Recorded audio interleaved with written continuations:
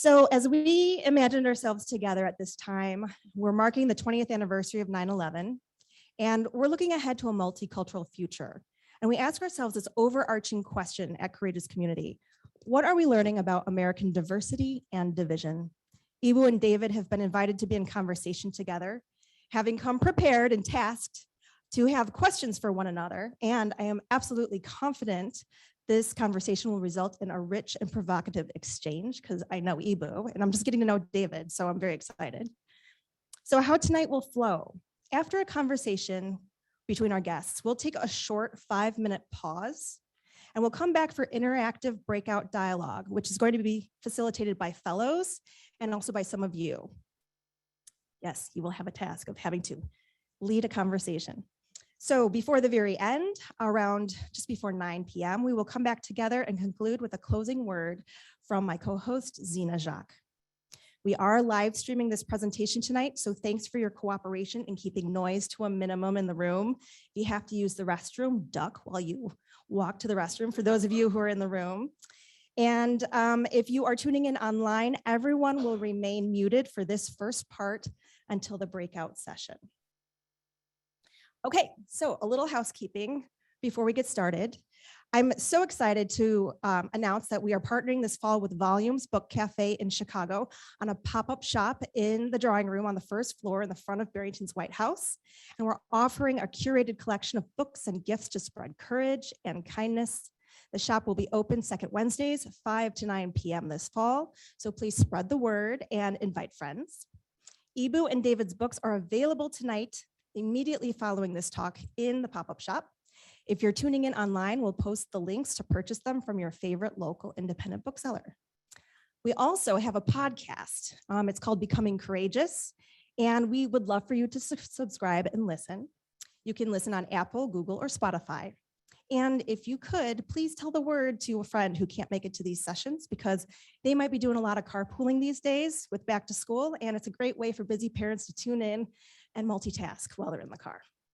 We couldn't produce this series without your ticket purchases and the generous support of our sponsors, so we want to thank the following: Barrington Area Community Foundation, BMO Wealth Management, Kim Duchessois, Tyler and Danielle Lenchuk, Kobe and Eric Struckmeyer, Young Chung, Susan and Rich Padula, Carol and David Nelson, Dennis Barsima, Julie Kanak, and Mike Rogali. So can you please join me in a round of applause in thanking those who are sponsoring us?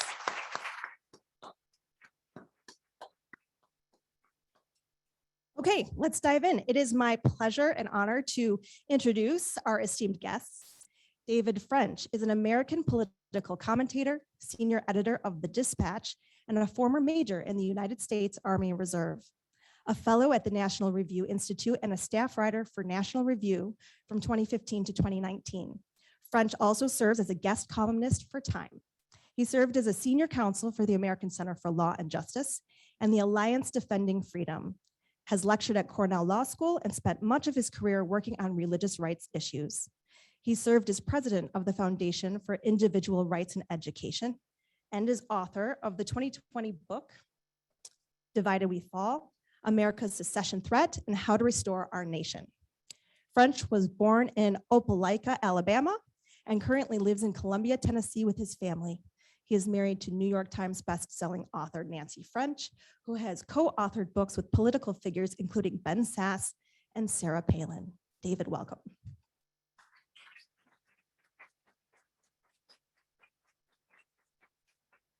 My friend Ebu Patel founded Interfaith Youth Corps on the idea that religion should be a bridge of cooperation rather than a barrier of division.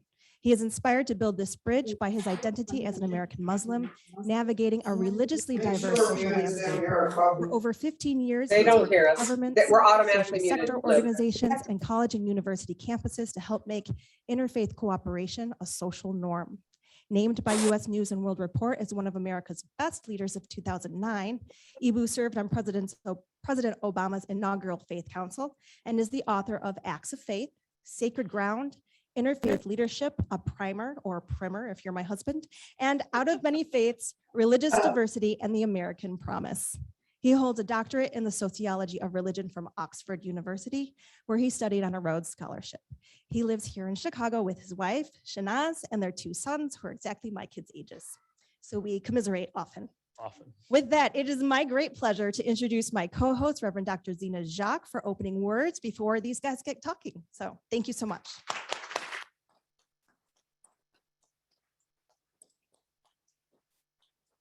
In part, those applause ought to be for my sister, Jess. She is a steadying influence, a source of wisdom. And when you put she and Claire Nelson together, anything can happen. Literally, they dreamed this up 4 or 5 years ago and invited me to play with them. But can you just give Claire and Jess another hand? Because this is amazing. In a book, Some Hold Sacred, there is a song, and the lyrics go like this: how good and how pleasant it is when sisters and brothers dwell together. And that word dwell in the Hebrew is yashab, and it simply means to sit down together. How good, how pleasant it is when we come to sit down together, because around tables like this or in virtual spaces, the exchange that we have begins to open us up and remove that which can bind us or blind us. How good it is when sisters and brothers sit down, dwell together. So you've come from full days, I know that. So would you do me a favor? Would you just take 2 deep breaths and come fully into whatever space you're in? Let's take the first one.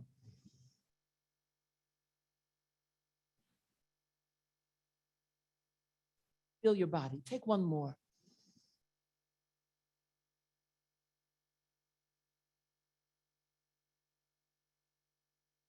You are now commingled because you shared breath. At home, we send it to you so you are part of us in every single way. So I have a question. When I hold these words up,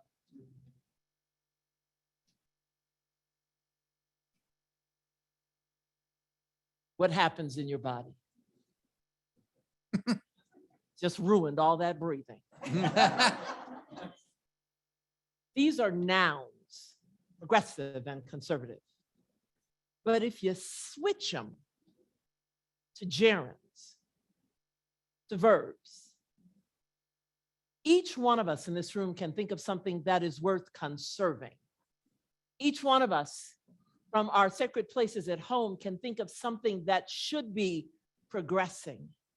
When we stop labeling the noun and begin to think of the action of the verb, all of a sudden something happens. That which can be polar becomes ends of a spectrum. And each of us, every day of our lives, moves back and forth from conserving to progressing, and we are no longer divided by the nouns. We are united in that spectrum with the gerunds. Tonight, in part, our role is to understand diversity, to understand seeing no strangers, to understand that this divides, this doesn't. And so come. I'm going to ask you to take one more deep breath to get back to where we were. Come knowing that you need not set in concrete the noun, the fluid nature of the gerund, the activity that always is moving is in fact who we are. We are not set in stone. We are living, breathing, shifting beings, if we'll choose to be. One more deep breath.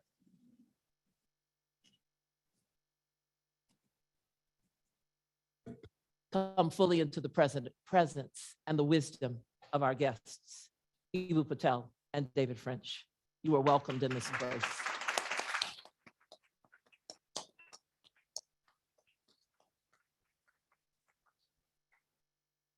So I have to say that Reverend Jacques previewed the whole noun de gerund thing with me, but it still had dramatic effect when you did it in real time. That's how good it is. Thank you. Everything's a letdown after that. All right, seriously. We did try to pull the joke on Zena and Jess that we had dinner together beforehand, decided we had so many differences. We didn't have the courage to continue with the conversation, but then we got such an icy look that we just dropped the joke. And since Jess is my boss as a board member, I apologize profusely. So, I want to pick up on a couple things that Zena said about the beauty of what it is when sisters and brothers dwell together in peace. It's actually from a Hebrew song that my best friend, the poet, Jewish poet Kevin Koval, sings for me sometimes. And it actually reminds me of the American Catholic Jesuit philosopher, John Courtney Murray's observation that the definition of civilization is people living together and talking together, right? That's what a civilization is, when people can live together and talk together.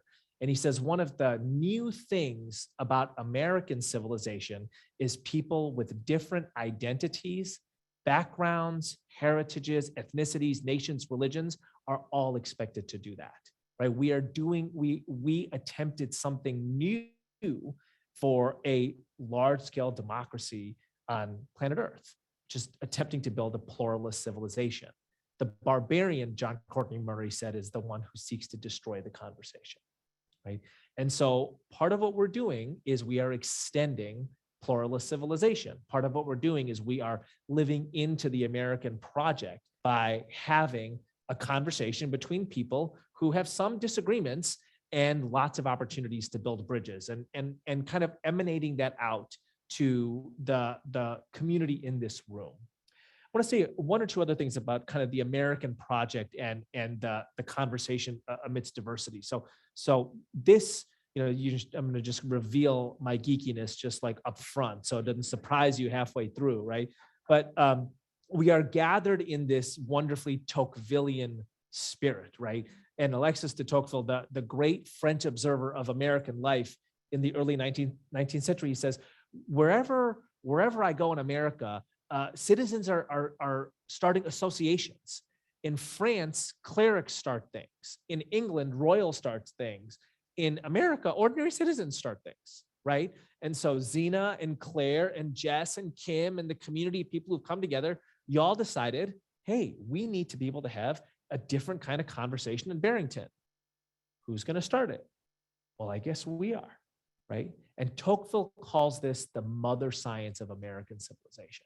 I find that so important, right? That this is what Americans have been doing since the beginning, starting things, thinking something is important and building an institution or an association to that idea. So in that Tocquevillian spirit, we begin our conversation. And I told David that I have been reading his work for so long, and with such gusto, that I was going to take the prerogative of asking the first set of questions, because I have stacks and stacks of David French material that I've been pouring through. Sometimes I think to myself, I'm so sorry. How many David Frenches are there? You're in Time Magazine, you're in the New York Times, so you're everywhere. You're everywhere. And you clearly have work to do, right? And there's this great line by Hemingway, my goal is to last and get my work done. And I'm just curious, how would you define your work? How do you do it? And what do you hope of it that will last? Okay, so first, anyone here is looking for tips in work-life balance should run away screaming, because I'm working on that.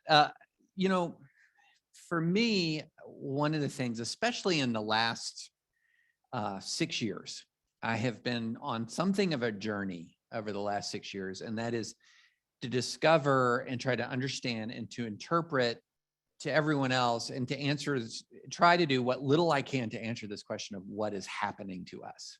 Why is our country the way it is right now? And what can we do about it? And so I've been on this kind of journey of discovery in real time with my readers and those who listen to my podcast on trying to figure that out. And so I've tried to develop certain kinds of habits as I try to figure this out. And so one of the habits that I have, and this is, well, so it's a bad habit that's turned into a good habit. The bad habit is Twitter. Okay. So anyone who's considering picking that up, I would recommend like crack or meth instead. It's healthier. So but the good habit is I've tried to follow equal numbers of people on both sides of the political spectrum. So, and then the other habit that I try to do is I try to read the best expression of the opposing side's point of view. So who is the smartest person on the other side who is advocating something that I disagree with? Another thing that I try to do is I try to read an idea's proponents before I read its opponents.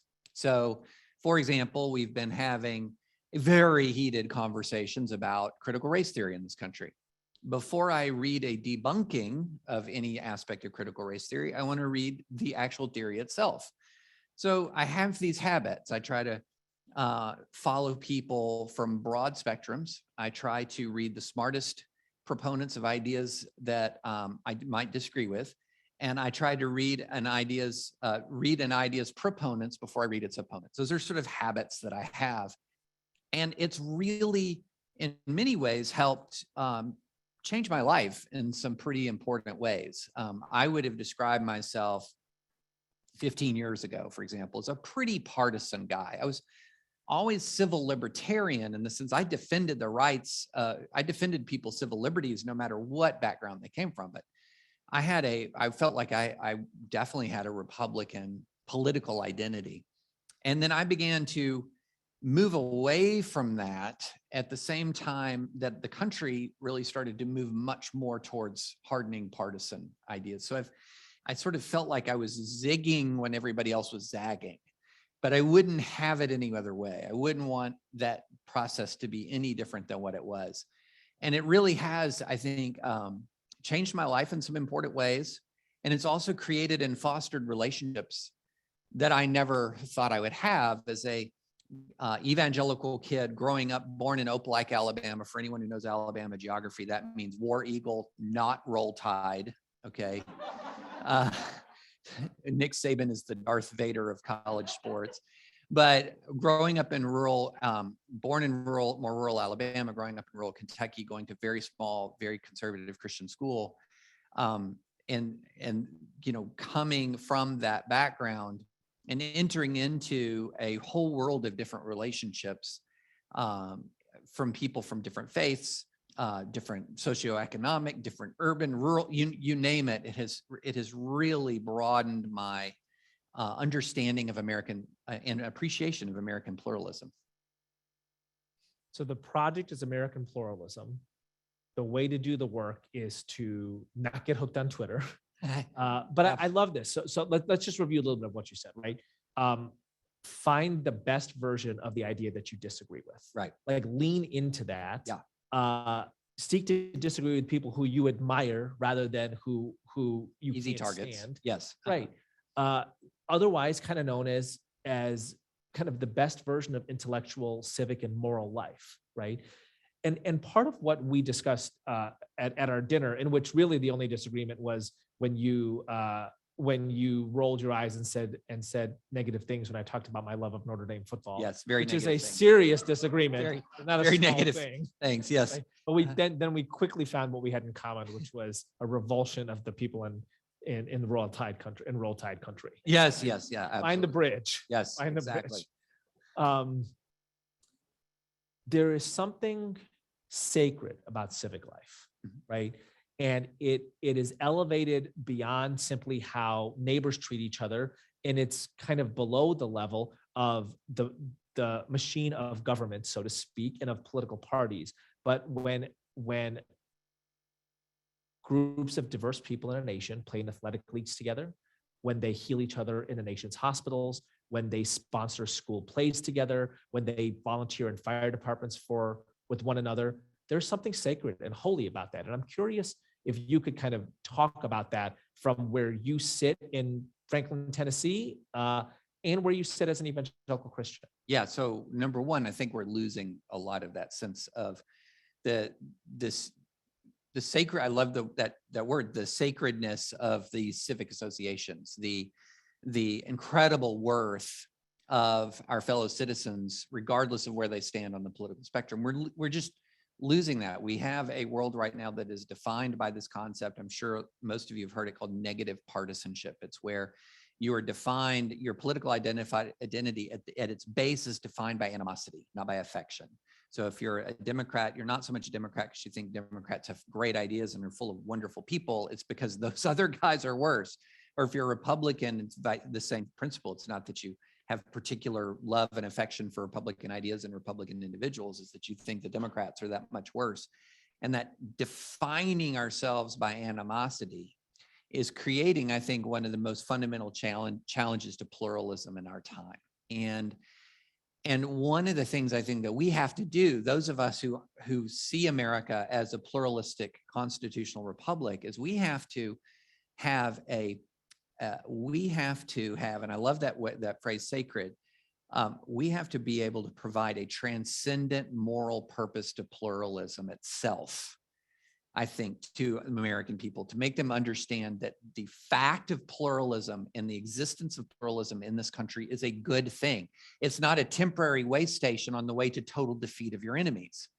And when I think about this sort of transcendent moral vision that provides a sacredness to this pluralistic vision, I think of actually a verse from the book of Micah in the Old Testament that was repeated by Lin-Manuel Miranda, quoting Washington, who used it almost 50 times in his personal writings. This is one of his favorite things to talk to way of describing our young republic.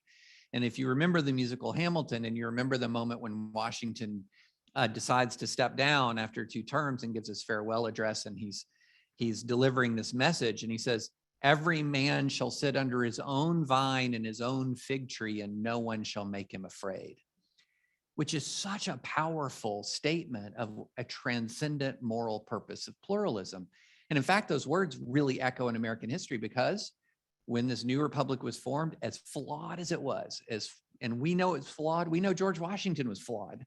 We also know that there was a moment when the Hebrew congregation of Rhode Island, reaching out, this incredibly persecuted religious minority, reaching out to a new president, coming to visit, and Washington writes this letter to this incredibly persecuted religious minority that contains those exact words. "Every man shall sit under his own vine and his own fig tree, and no one shall make him afraid." And I think about that all of the time when I'm thinking about what is a transcendent moral vision of pluralism in this country. Those are, what is it that makes people understand that this is that there's so much that is sacred about this concept, and those words, have, I think, a real power and an impact because of the magnitude of their meaning. So we geeked out about this earlier, right? It's from the letter to the Hebrew congregation of Newport, Rhode Island, and preceding that line, "Each will sit under his own vine and fig, and let there be none to make him afraid," is the line, "This government will give to bigotry no sanction and persecution no assistance," right? And this is Washington saying this to a Jewish synagogue in 1791. Right. This is remarkable, right? Yeah. And it is a powerful way into an important theme that I think we both share. And I think both of us are a little bit construct that it doesn't play a larger role in American life, which is, for all of the important talk of diversity and identity these days, right? The long overdue racial reckoning of the summer of 2020, the long overdue gender reckoning of Me Too, the long overdue class reckoning of Occupy Wall Street, right? The growing recognition that gay and lesbian folks are everywhere, and they ought to be welcome everywhere, right? There is still so little talk of religious diversity. And why is that striking? Because of all of the dimensions of identity and diversity that our founders got wrong. Class, sexuality, gender, race, wrong. They got one right. Yeah. And that's religious diversity. And that's no small thing to get right. No. Particularly in the 18th century, when, as you say in your book, this striking line, the Europeans who settle on the eastern seaboard of what becomes the United States of America are combatants in the European wars of religion. Mm-hmm. And Washington makes of them an army And then that set of European founders make of them a nation. And it's a nation unlike any other that decides we can have multiple religions flourishing, right? What is your explanation about why religious diversity plays such little role in American public discourse, especially given its royally central role in American history? And if more was made of that, could it have a positive impact on polarization? I absolutely think it can make a positive impact on polarization. And I think one of the reasons why we have so little appreciation of it is, look, this is a common lament, but it's a common lament for a good reason, is we don't have a great civic education in this country. We don't understand in a lot of ways where we've been and where we're going. We don't even realize how recent it is that we actually enjoy this level of religious toleration. I mean, let's think about, for example, the peak of white Protestant religious power in the US. Historians might debate this, but I think a fair argument could be made for prohibition. Okay, if white Protestant Christianity was powerful enough to outlaw my bourbon, that's powerful. But at the same time, there were these things called Blaine amendments all over state constitutions that were specifically anti-Catholic state constitutional amendments. So what you had was white Protestant religious power. You did not have religious liberty. Those are different things. Religious power is not the same thing as religious liberty. It's only in the last generation or so, to a couple of generations, that we've really begun to understand and realize religious liberty in a robust sense. But most of our memories of America are exactly that, our memories of America. So everyone who's my age, maybe a little older than me, or my age and younger, they've grown up in a remarkable degree of, for example, Catholic Protestant religious peace. The very idea that there would be some sort of inherent, deep, vicious conflict between Catholic and Protestant in this country is weird to hear. But we don't have a memory. We don't have we have not transmitted the memory of that increase in toleration. And we have that problem. That's a common problem. And it's worth emphasizing that point, because if you go down the eastern seaboard of the US in the late 18th century, you had the Puritans in Massachusetts. You had some of the refugees from the Puritans of Massachusetts and Rhode Island. You had the Quakers in Pennsylvania. You had, I don't know, who settled Maryland, perhaps Catholics? You had the Anglicans in Virginia, and then you had the criminals in Georgia. Now they're still there. But those really are, these were people who had fought genocidal wars against each other in the European continent. And even though we did not achieve the level of religious toleration that we have now until, the last couple of generations, even before then, we were still able to knit together a nation out of these, what were previously viciously warring religious subgroups. So that's a story of success. And, I think one of the things we have to deal with in American history is, or one of the ways, and this is we'll just dive into all the hard stuff. We have a huge fight over how we talk about American history right now in this country. And, one of the things, you sort of have the 1619 project, and then you have that was from one side, and then you have the Trump administration had the 1776 commission or whatever. Here's the way I formulate it. In 1619 was a tangible signal that this new world, which of course to Native Americans wasn't new at all, was their world, but this new world was going to be very much like the worlds that had preceded it. A lot of oppression, a lot of exploitation, slavery, you name it, conquest. Let's call that the spirit of 1619. And then you have 1776, and you have these words in 1776. We hold these truths to be self-evident, that all men are created equal and endowed by their creator with certain unalienable rights, among them life, liberty, and the pursuit of happiness. So what do you have immediately? You have a tension, a huge tension between the reality of the spirit of 1619 and the aspiration of the spirit of 1776. And I think an enormous part of American history is the struggle between these two competing spirits. one pulling us down and another one lifting us up. And our position, our purpose when we're here is which spirit is your spirit? And are you on the spirit that's pulling us down? Are you on the spirit that's lifting us up to these aspirational ideals? And I think teaching kids the reality of both of them is empowering. It's empowering, and helping them understand that there is a side to take there. And you know, in the advance of religious toleration, that has been in many ways one of the great triumphs of that spirit of 1776, so to speak. You know, we were discussing this at dinner. I had a pinky toe in the Obama administration, and so I happened to be on the south lawn of the White House when Pope Francis came and did a little talk. And because I'm a geek about American religious history, I could not help but think of Norman Vincent Peale, right?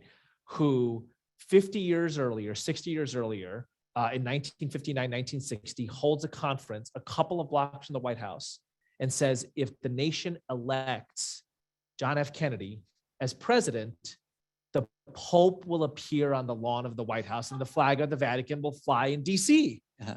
And not only did the Pope appear on the lawn of the White House. So you're saying he was right? He was right.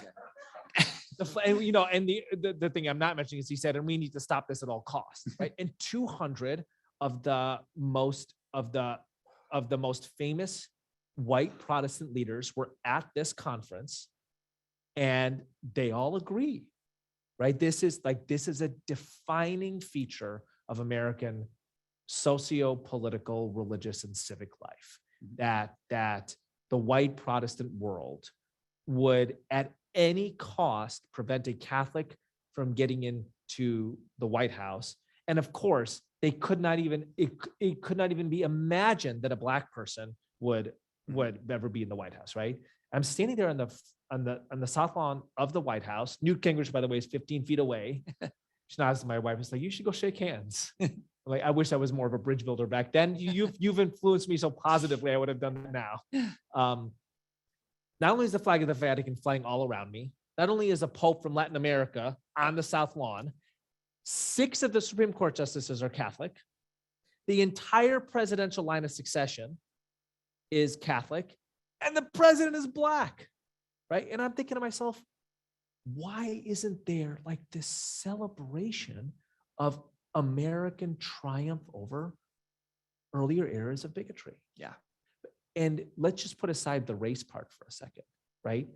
The fact that 50, 60 years earlier, there is this deep fear of a Catholic takeover.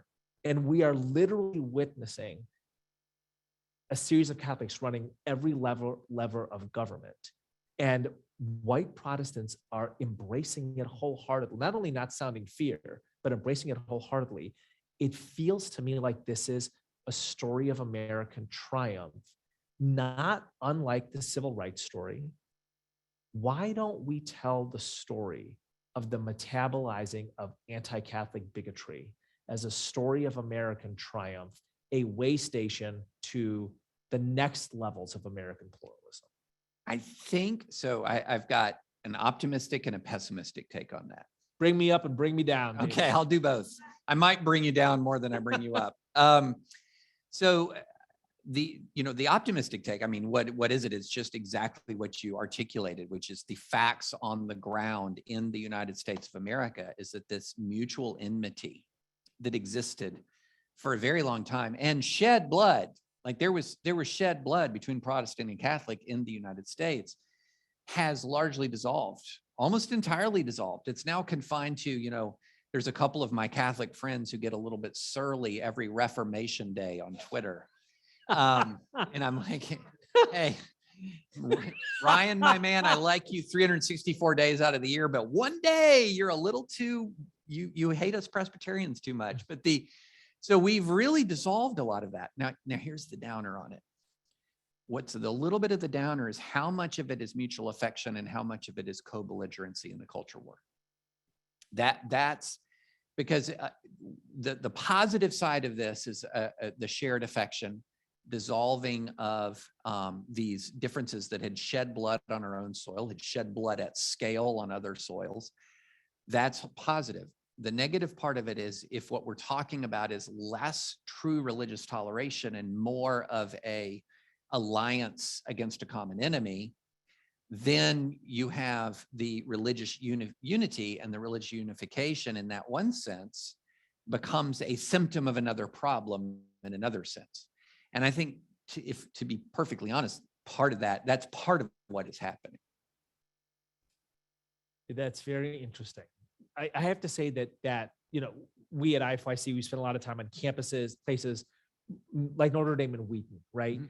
And there is a discernible similarity between those places in temperament and ethos, right? Completely agree. And so this is not to say that there is no co-belligerence. There is no sense of like, we are in the same church because we hunt the same heretics kind of thing. But there is also this very recognizable like character, so to speak. Yeah. I can tell a centrist evangelical 100 miles away and kind of a traditionalist Catholic, but I sometimes mix them up because it's a very recognizable kind of figure that they cut in both ethos and kind of in an intellectual exploration of the world. And it's something that we like a lot. It is waters that we swim in pretty comfortably at IFYC. So I have two more questions that I want to ask you. So there are about 4 million ELCA Lutherans in the United States. There's about 4 million Muslims in the United States. Wild guess, what's the median age of an ELCA Lutheran? One of the loveliest and widest denominations in America. And what's the median age of an American Muslim? I'm going to say median age ELCA, somewhere between 55 and 60, median age Muslim, somewhere between 20 and 25. 50 and 55 and 30 and 35. Oh, Pretty close. Evangelical Lutheran Church of America. It's there's three Lutheran kind of streams: Wisconsin Synod, Missouri Synod, ELCA. Missouri and Wisconsin Synod are typically thought of as evangelical. ELCA is typically thought of as mainline, so to speak. In any case, those are two well-known religious communities, and the median ages are very different. So, and by the way, that's kind of similar when it comes to Methodists and Hindus. It's kind of similar when it comes to Episcopalians and Buddhists, right? The median age. So we are going to live into a different kind of America. Yeah. Right? We are no longer a Judeo-Christian nation demographically. We are an interfaith nation, genuinely in interfaith nation. What about that excites you? What about that concerns you? okay. Well, what excites me is I think that as a simple fact of the matter, I think America is a pluralist country. Okay, it's a pluralist nation. I was in a debate at Notre Dame actually with a person who's sort of part of this new post-liberal right.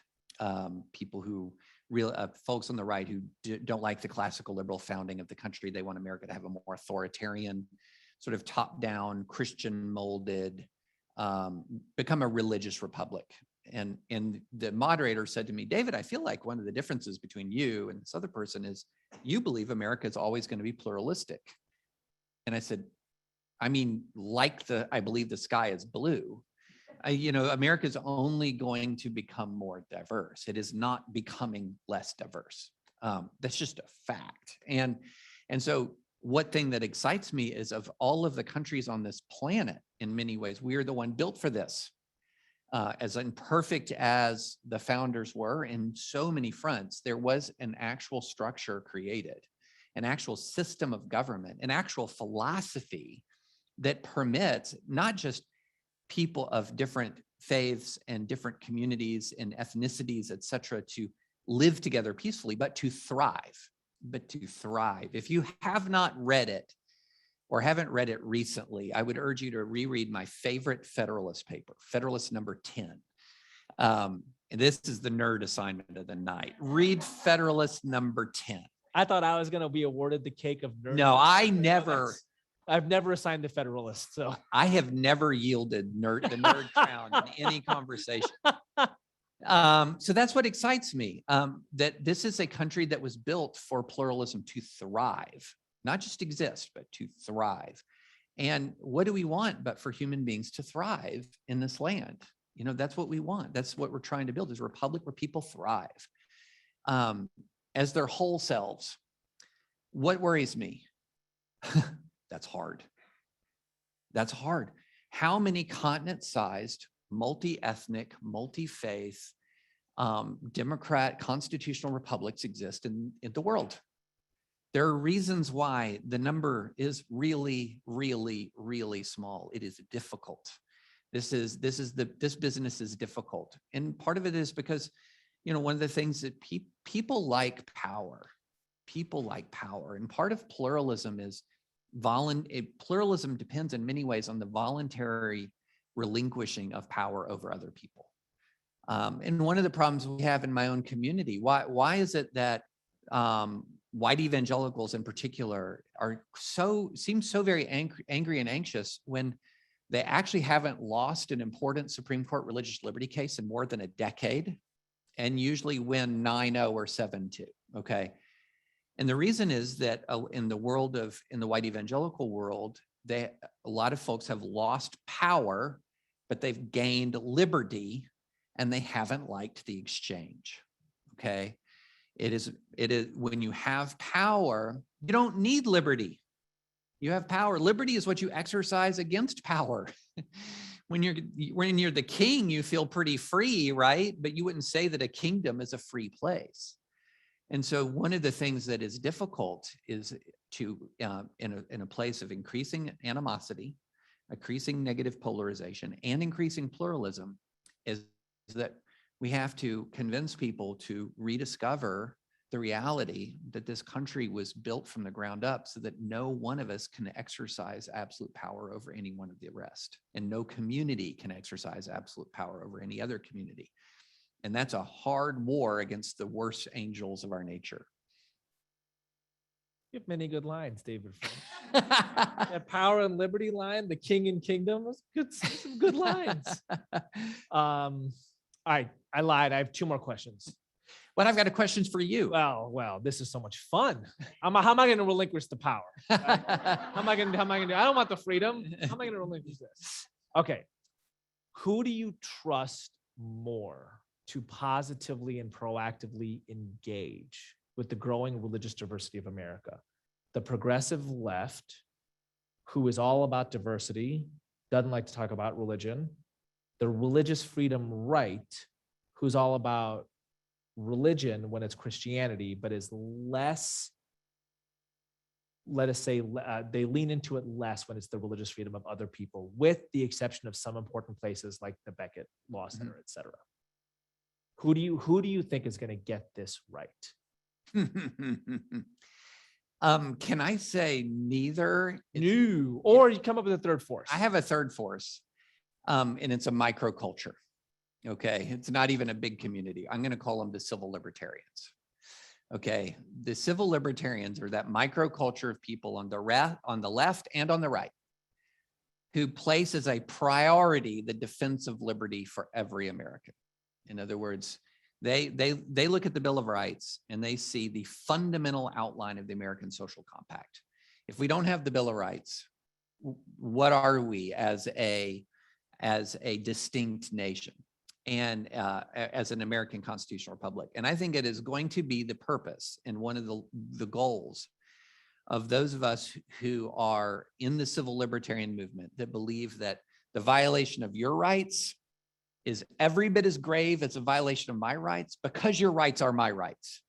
We are interdependent, we are connected, we are interlocked in this national community through these civil liberties, these fundamental, basic, foundational human rights that we all should share. And when America has failed in its vision, it's because it has selected some of those fundamental human rights. away from and pulled them away from distinct American communities. So I think it is the purpose of those people on the left and on the right who understand that social compact to be ambassadors to their own communities. Okay, so one of the things that I think I've seen, or not I think, I've seen this in our highly polarized environment, critique from the left does not move the right. Critique from the right does not move the left. And so if you have some people who are passionately and accurately critiquing the right from the left, people tune it out, and vice versa. So what has to happen is people of goodwill within the right and within the left have to be ambassadors of pluralism within their own communities. And that's really hard. That's really hard. I was talking to some folks the other day who specialize in dealing with civil conflict in the developing world, that they've been involved in trying to mediate ends of conflicts, some of the worst and most intractable conflicts around the world. And they were pulling some resources back to the United States. And they said, we are seeing the same things that we have seen arise abroad that has led to civil conflict. And before January 6th, I would tell people that, and they'd say, oh, you're exaggerating.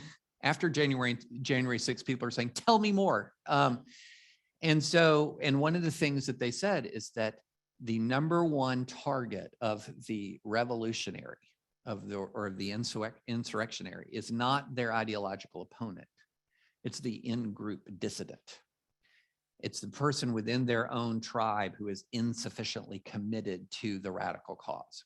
And that is something that I have experienced, that many people have experienced in this time. And so I would say, who do I trust more? Who I trust more are the in-group dissidents on each side who are calling their own tribes to recommit to pluralism. I mean, David, that's the real courageous conversation you have, right? Like you and I, we might have some ideological differences. I'm sure we could find some things we disagree on, but we are of a similar temperament, right?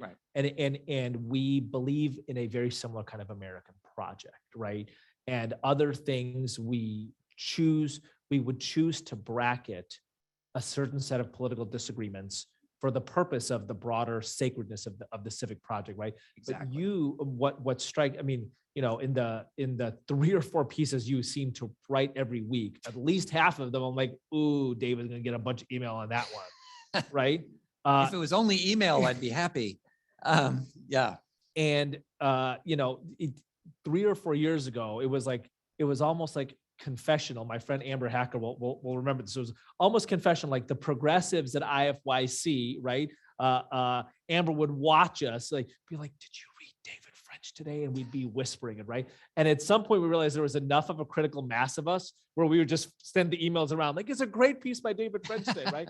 But I know what those pieces must be inviting, right? And I think that's the courage. And I will actually, instead of asking my final question, I will actually just make a comment of it, because it's such a powerful insight that you name in Divided We Fall, which, by the way, I would recommend to everybody here, right? Is you say, listen, I served in the military in Iraq, and I would have given my life for every one of the guys that I served with, every one of those guys. It doesn't matter how they voted, didn't matter who they prayed to, didn't matter what music they listened to. I owed them my life. How am I going to come home and like wish their political death? That's craziness. Yeah. Right. How is it that when we go to a different country together, like I'm going to give my life for you, and when we come home, I'm going to like try to torch your house? That's nuts. Right. And that you lived that, but all of us can do that mental exercise. There are all kinds of moments, disasters, children being sick, you know, et cetera, in which we would do anything for our neighbor, doesn't matter how they voted. How is it that on the next day, we would wish their house burned down, right? Yeah. Can we not Career destroyed? Yeah. So I found that a profound insight, and one that you spoke of within a particular context, but all of us have contexts in which the person who operated on our dad in the hospital voted for somebody differently, and we are grateful that that person's operation was successful, right? Et cetera, et cetera. Yeah, I'll put it like this, to make it sort of personal. Everybody needs a Leo. Okay, I'm going to tell you what I mean. So I deployed to Iraq in November 2007. I was the only reservist in an active duty unit, and I was the JAG officer. It's the lawyer. So one, I'm a reservist, and anyone who here has served knows that that's a second-class citizen in an active duty unit. So I'm the only reservist out of 800 soldiers active duty. I'm the lawyer, the lowest of the low. And I'm flying in. Nobody knows me. I remember landing the night of November 22nd, 2007, flew in in a Chinook helicopter. Off in the distance, I see the tracer fire from these distant firefights. I'm thinking, what am I doing? I mean, I volunteered late in life, and it all seemed like I've sense a real purpose to serve my country. And then I was in the back of the helicopter going, I like Tennessee a lot. And so I land, and one of the troop commanders puts his arm around me. He goes, lawyer. That's what they called me before they got to know me and actually liked me, just lawyer. Lawyer, if you live through this, this will be the most important year of your life. So all I heard was, if you live through this. But the second part of it was the really important part. And I'll never forget, I'm walking in this old abandoned Iraqi army base, and I'd been assigned quarters with this other guy, and he's sitting there waiting for me. And his name is Leo. Leo is a Mexican-American immigrant, former Catholic, former Mormon, Obama, not just supporter. Okay, so this is late November 07, but like early in, all in on Obama. Agnostic, who says he only worships the Hubble Space Telescope because it sees further than all of us. But anyway, and so he's greeting me there. He's the first one to greet me, the first one to extend the hand of friendship. And I am a Southern evangelical conservative whose wife at that very moment was on the Mitt Romney campaign bus working with Ann Romney on a book. Okay. We're different people.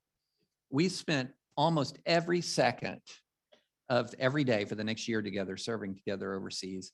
And he is dear to me beyond what words can say, beyond what words can say. And without one iota of deviation, it's not like I became more liberal and he became more conservative. It's not like I had any less affection for Romney and nothing could shake his affection for Obama. But we had a bond that transcended all of that. And I'll never forget when he redeployed back home, I had some great law school connections in the Obama camp, and I got him prime tickets to the Obama inauguration. And he was so thrilled. And you know how he repaid me? By filming Bush's helicopters that flew off and singing the goodbye song. I was singing on the mall, singing that song. Yes, no. And he sent it to me, and I wouldn't have wanted it any other way. I mean, like, that was our relationship. And we're just losing that. We are losing it. We are losing those relationships that transcend politics. There was recently a survey showing that men in particular, over the last 30 years, had lost friendships at scale. The number of men with no close friends had more than tripled. The number of men with many close friends had shrunk by more than half. And I'm convinced that's part of the reason why we are hating each other so much, because we've replaced what is rich and deep and real with what is factional and what is contingent and what is online. And so that's why I say everybody needs their own Leo.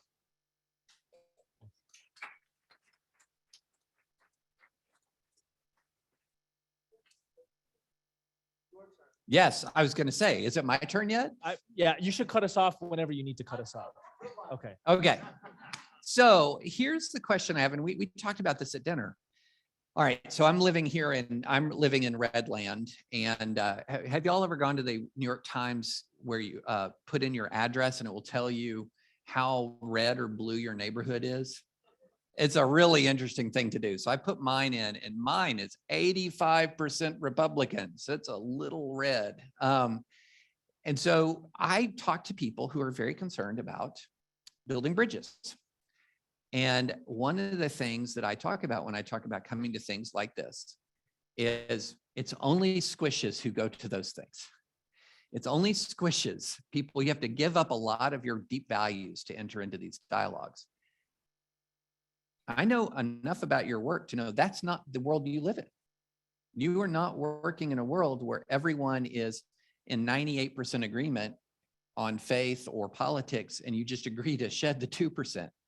How have you been able to build that kind of community and to conduct that kind of work? Yeah, thank you for that. So, I run an organization called IFYC. My friends and colleagues, Amber and Tony and Kim, are here. Zena is involved. Jess is on the board. Lots of people I think here may know a little bit about it. So our big idea is the world's largest and oldest diverse democracy, right? At least the oldest diverse democracy in the United States of America. People from diverse backgrounds have to be able to learn to disagree on some fundamental things and work together on other fundamental things. And one of our kind of most common lines is diversity is not just the differences you like, right? Did you really think if you entered a diverse space, people were all going to agree with you? Did you really think that it was just samosas and egg rolls, right? And so we proactively lean into what we think of as kind of the big tent of American civic life. You, as I shared with you earlier, are one of the poles of the big tent. So we talk about the big tent being approximately 4 inches to the left of center, which is Ta-Nehisi Coates, and approximately 2 inches to the right of center. And we roughly think that that's probably 85% or so of American civic life. When people's partisanship is fired up, it might not be 85%, but in the kind of day-to-day warp and woof of American life, right? Athletic leagues and PTAs, et cetera, it's probably 85%. And what we're trying to do is to kind of build an American story and contribute to an American culture in which those 85% or so of people recognize each other as fellow citizens and effectively recognize that they are part of a civilization that lives together and talks together, and to continue the positive and proactive conversation is central to the American project. And our metaphor for this is that we're not a melting pot, we're a potluck. And America is better. In fact, America only exists when people bring their identity to the table. They bring their kind of best dish to the table. And the most beautiful thing about a potluck is that it's the ultimate civic forum. No mayor, no president, no general can make you have a potluck, right? Citizens do it. And actually, it could be the most anarchic, terrible situation. Potentially, everybody can brings be it, right. indeed, yes. But mostly it's not. Mhm. And that for me is a great example of how people kind of feel their way positively in civic life, right? So, and the practical answer to your question, David, is that, we read a lot of David French and we are like, we're going to get to know that guy. And we read a lot of Van Jones and we're like, we're going to get to know that guy. And we read a lot of Valerie. So we are proactively seeking out relationships with people from diverse identities and trying to tell a story and build a tent that says all of you belong, right? Aimé Césaire, great line. There's room for all of us at the rendezvous to destiny. You got to be aware of the person who brings the potato salad to the potluck. And That's me. Is that you? That's Okay. me. Yeah. I bought it from Whole Foods. So just don't let it sit out too long. The other interesting thing, and we were talking about this at dinner, is it feels like you do work to separate sort of people's political selves, at least put that aside for a bit, because we live in a world, as we've been talking about, where it isn't just that I tend to disagree with you. It's not like, oh, well, you want the top marginal tax rate at 44%, and I think it should be 39%, you monster. That's not where we are. A lot of it is we're disagreeing on things where people feel dehumanized. They feel as if they are, that they are in jeopardy. Maybe their physical safety, their psychological safety, emotional safety. And that is a lot of the language in the discourse in America, is how do you connect across that feeling of jeopardy? And you guys, again, this is something that you guys are doing. And you said some interesting stuff about where you interact with folks, how you interact with folks, that I thought was over dinner, and I would love for you to share it. Yeah. So one of the ways so I do a lot of work on college campuses, right? And one of the early ways I come to know your work is I'll do a diversity talk on a college campus, and occasionally, a couple times a year, there'll be some kind of activist thing that emerges there. I'll wake up to a set of Google alerts of you having written about that college campus, right? And so somehow you know these people on college campuses who will tell you about some of the things that happened at Sarah Lawrence a couple of years ago. In any case, the reason we like college campuses so much is because it can be a laboratory for American pluralism. And occasionally it is a laboratory for kind of outlandishness, right? And when I run into that, when I run into student groups who like take pride in boycotting one another, right? I will try to run a set of mental exercises with them. I don't scold them. I generally think people have, good reasons, gut level, soul level, heart level, mind level for the decisions they make, right? But it's always one of the reasons you go to college is to think differently and think rigorously. Like, so I say, so imagine for a moment, you boycotted this other group for 4 years in college for all kinds of good reasons, right? And now imagine it's 20 years hence and you've achieved your dream of becoming a heart surgeon. And lo and behold, the president of that other group had the same dream, and you're both heart surgeons and you're at the same hospital. And there is this dire case of a quadruple bypass heart surgery that requires 2 heart surgeons. And you show up, to change clothes. You're one of the surgeons assigned to this surgery. And you look around the way, and the other surgeon assigned to this 2-person life-saving dramatic heart surgery is this person who you boycotted 20 years ago. Do you not do the surgery? Do you say, I'm sorry, I'm boycotting you. We disagree on something really important. Where to draw the line in the Middle East, when life begins, conception or later. I cannot do a heart surgery with you. Do you not do the heart surgery? And I've asked that question, I don't know, a few hundred times, and nobody's ever said no. Everybody said yes. Okay, so we've now articulated kind of an anchor.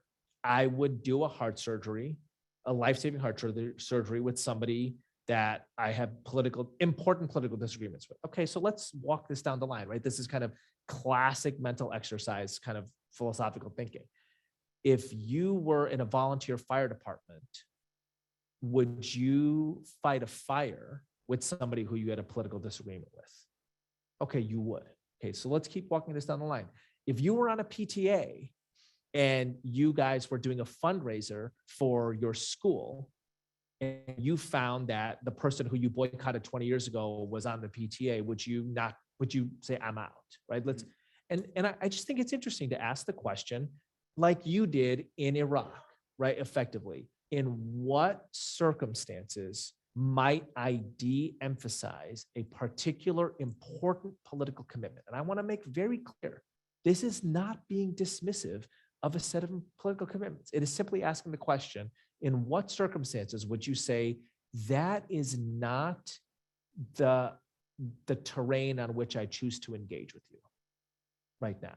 And I'm interested in finding those circumstances, because honestly, I think American civic life depends on it. I'll tell you a personal story here. So basketball league that my kids are in, travel basketball league. I call it the Future Accountants League of America, right? I mean, the 11-year-olds take it very seriously. Do your kids play in the same league, Jess? This is like the thing, right? Like, it's like, put your kids in travel basketball leagues. They think they're going to the NBA. You know that they're going to be a CPA someday, right? And the founder of the league retweets a Trump tweet on the American flag.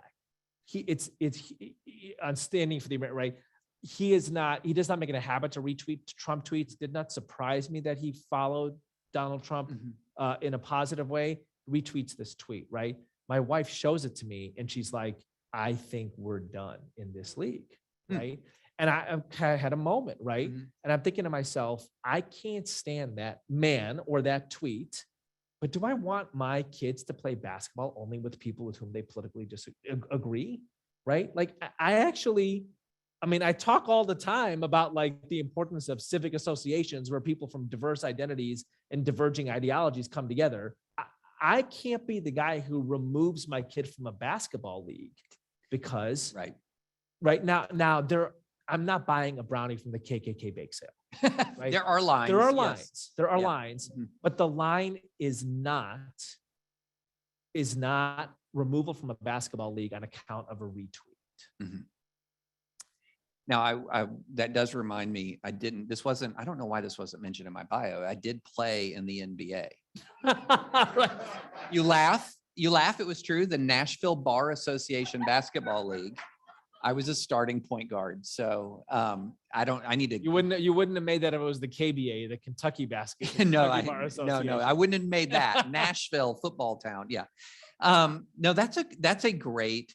And the interesting thing about the story that you share is the more important the issue, the less likely your correspondents are to hold politics as central. Heart surgery, you find out like your pilot's a Republican. The more important the issue, the less likely people are to hold politics as central. It's only when it gets down to a much more, not just, of course, for kids, basketball leagues are the world, but basketball leagues are not the world. And that's where you start to have these conversations. So I actually don't think that that's true. Well, tell me why I'm wrong. Is we prosaically interact, we depend on people we politically hate all the time. Right. That's what I'm saying. We just yeah. don't. But the point that I'm making, in effect, in contrast to the dramatic situation I set up with these students, is, and I try to get there with them, is, do you think the food service workers at Oberlin have the same politics that you do? You depend on them, Mhm. right? And they, in their own way, depend on you, right? And so part of what we want to do at IFYC is effectively lift up that invisible genius story of American civic life. We actually work together all the time. The pilot is a great example, right? Like if you were to pop your head into every cockpit and run down, agree or disagree in the top 10 political issues in American life, you might not be taking that many flights, or with your Uber driver, or with your taxi driver, right? We, in civic ways and in commercial ways, we work with people with whom we disagree all the time, which means we have effectively agreed silently on something, which is we are going to front the activity and the whatever political disagreements are going to take a back seat.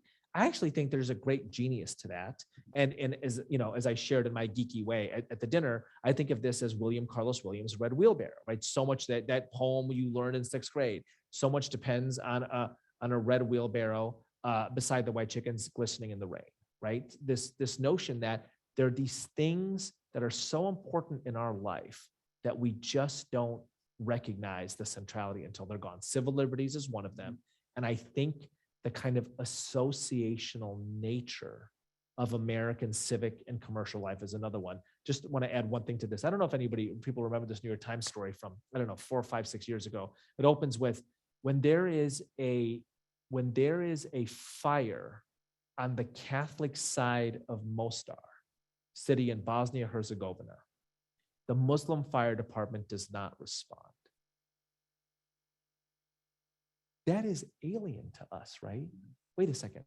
Muslim fire department? Wait a second. It doesn't respond to a Catholic fire? We just have fire departments and fires. Right. Now, this doesn't mean that everybody gets fire services equally, right? Like 911 is a joke in some areas, as Public Enemy used to say, but there aren't ethno-religious fire departments by design, right? And it is actually a really special thing that people from all religions fight fires together. I don't want that to stop. And I actually want us to recognize the genius and beauty of that and say, okay, I do this with you already. Let's build a story around that. I mean, how does that feel and sound to you? No, I mean, I think that's it. I think that's such a profound point, because what we're using in rhetoric is we're using the rhetoric of monstrous evil to describe people that we on a day-to-day basis might entrust our lives with. Pilots. And if they're actually monstrously, like if I knew my pilot was monstrously evil, I'm not getting on that plane. At the very least, he might try to make the flight terrifying in some way because he's a monstrously evil person. But we constantly use ever escalating rhetoric to describe our fellow citizens. At the same time, we remain every bit as interdependent as we've always been. And we just take for granted that the paramedic is going to try to save your life, that the waiter is going to, that the chef is going to fix an excellent dish, that, all of this. And so my question to you, because I think that is, what it does is it sort of exposes the rhetoric as hollow. Yeah. It exposes. How do you scale up that message? I mean, I don't know, but I don't think it's that. So one other example on this might be something people can relate to. So I'm in Central Oregon for family vacation. Anybody been? It's really wonderful, by the way, really wonderful. Big secret, right? The west side of the Cascades, rainy side. The east side of the Cascades, that's the sunny side. That's the sunny side. You learn things when you travel, right? So we're surrounded by fires, forest fires. Like there's 6 of them raging. And when the wind blows, you smell them, right? And we're driving through and I'm thinking to myself, who are these people saving my life for $25 an hour? Who are these people, right? Who are keeping the fires away? And what is the culture that produces those people? I live in a culture where people put their pronouns in their, they name their pronouns. I welcome that. I don't think those firefighters come from that culture. There is a culture that I probably have lots of disagreements with that produces people who fight fires and risk lives for $25 an hour. I want to appreciate that. I want to, say thank you, and my wild guess is all around, you think to yourself, who are these people who are these people who help my parents in senior centers? Who are these people who change bedpans in hospitals? Who are these people who make sure the streets are clean when I wake up every morning? Who are these people who serve my food at Oberlin? Right? And isn't there something sacred about appreciating them and relating to them? And when you find a disagreement, having a conversation that seeks to shed light on that rather than generate heat. I think that's so well said. And one piece of switching a little bit of pessimism and optimism. I think the mass political media right now does not recognize that there is a market of people who are longing to understand that and rejecting the intentional polarization of much of the political media at the moment. And I've seen it with my own eyes. I've seen it in response to, messages from the left and the right like that. The optimistic side is I think it resonates. The pessimistic side is right now it's not the dominant voice in our political culture, sadly. So Eboo, I'm telling you, get out there more. Pandemic the road more. So let's subtract the politics for a second, right? I mean, the thing that blows me away about actually, honestly, let's about both Reagan and Obama, and there's others in there, is agree or disagree with tax rates, whatever else, size of government. They speak to the angels, not the demons, right? I mean, so you read Reagan on City on a Hill. I mean, it's pretty damn good, right? Tears in your eyes, it is windswept and God blessed. If it has to have a wall, it has a door that's wide open and it lets in everybody who seeks for freedom and makes a country. It is beautiful. It's beautiful, right? And you read Obama in the City on the Hill and you can tell he's singing from the Reagan hymnal on that. And it is, so one of the reasons that I never thought that Muslim extremism would be a global movement that lasted long is because I think it is both antithetical to Islam and to the human condition. And I think the same about American anger, right? That, as you said over dinner, people don't want to stay angry long. And I don't think like God made us for that. Right. And there's Muslim examples of this, and I'm sure there are Christian ones also, but in Islam, the angels give the Prophet Muhammad wine, water, and milk, and he drinks the milk. And the symbolism is you are a people in the middle, right? Like we are made for moderation. And it's not even a theological conviction. It is a temperamental, it is how we are made temperamentally. And this kind of like constant heat, I just don't think we humans are made for that, right? What do you think? I don't claim to be the world's foremost expert on human nature, but my general view is people don't like to be miserable.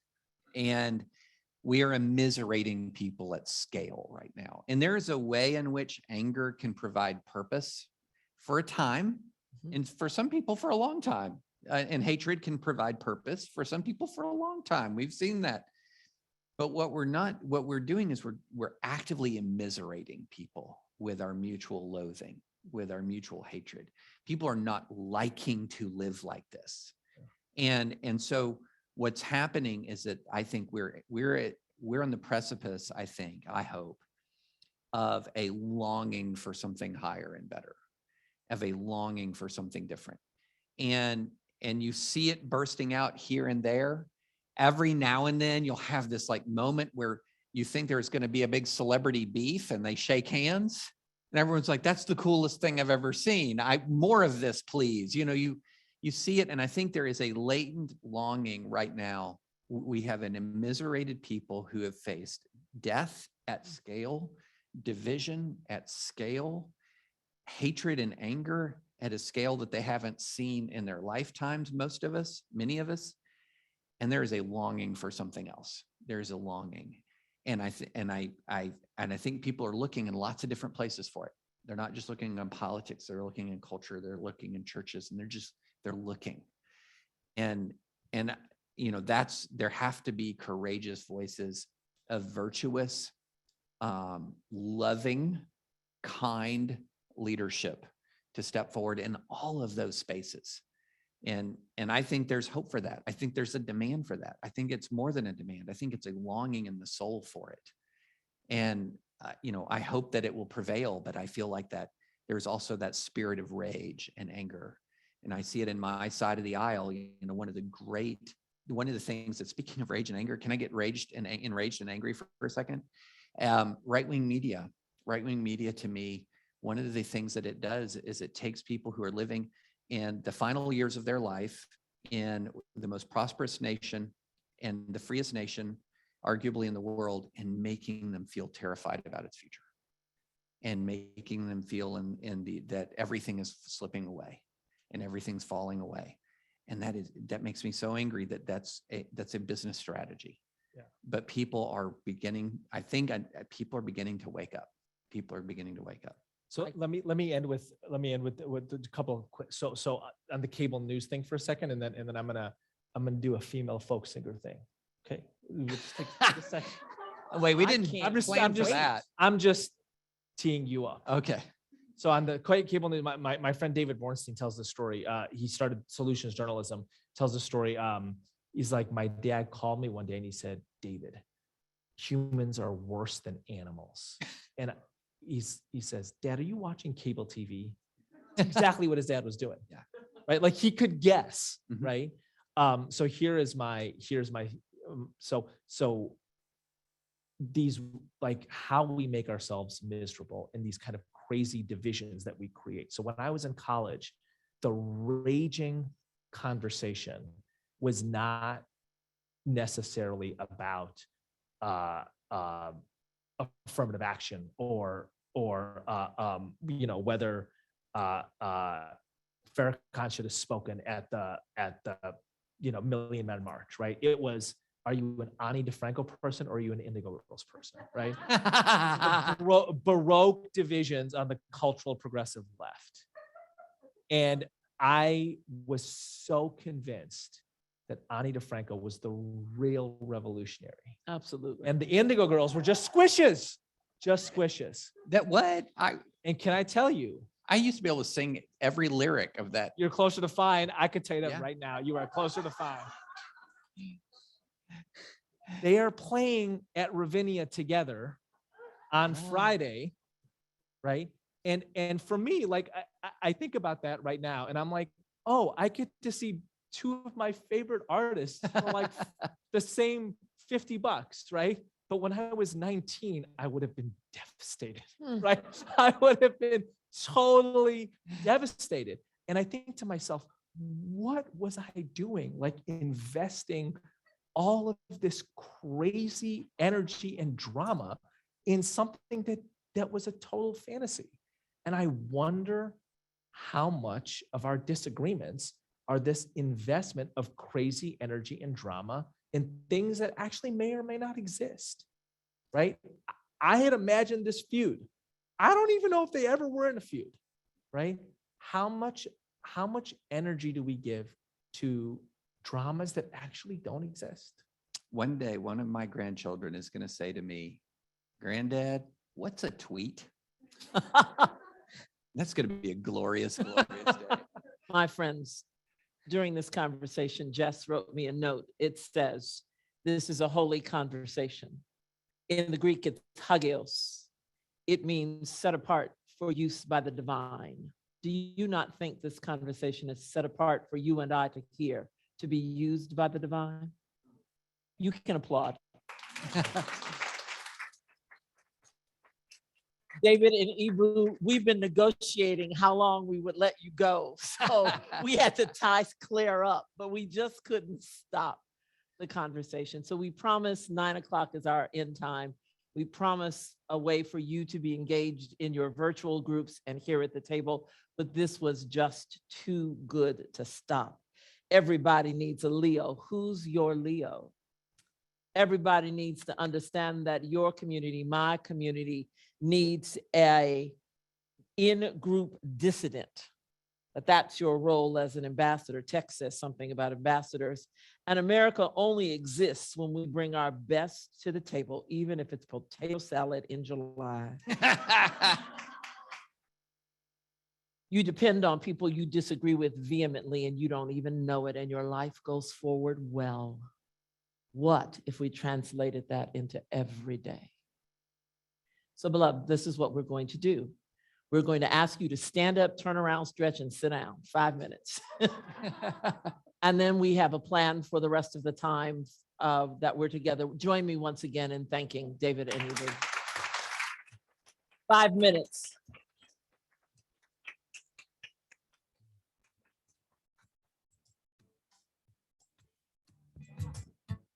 Thank you.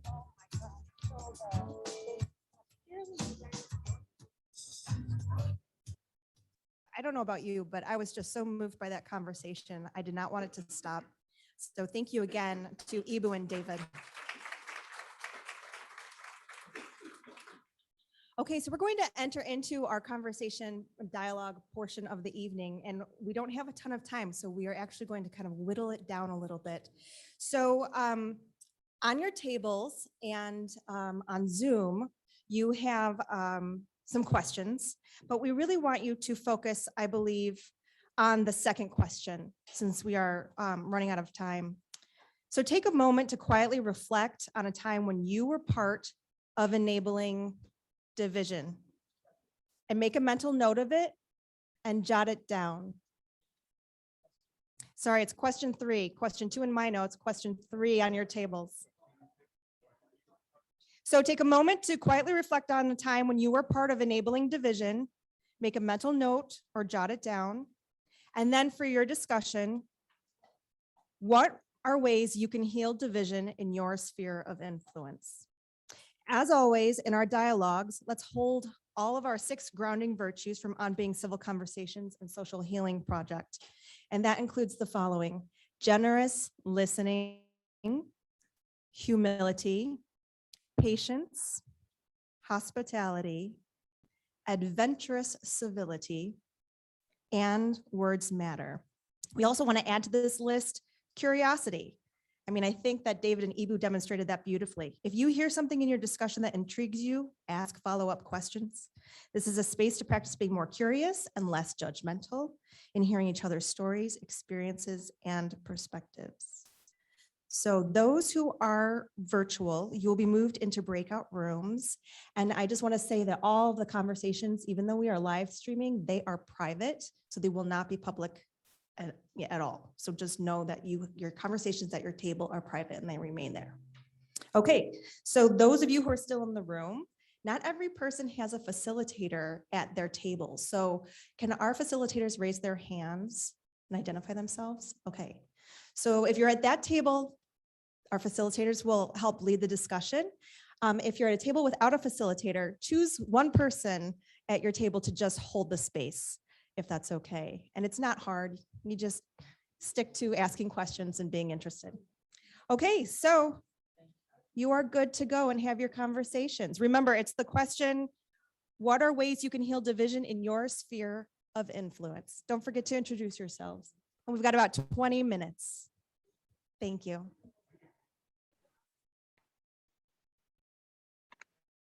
If there's something that spoke to you tonight that you don't want to forget, if there's a phrase or a thought, maybe it came from these two chairs, maybe it simply bubbled up in your own being. It's your own wisdom that you want to carry with you.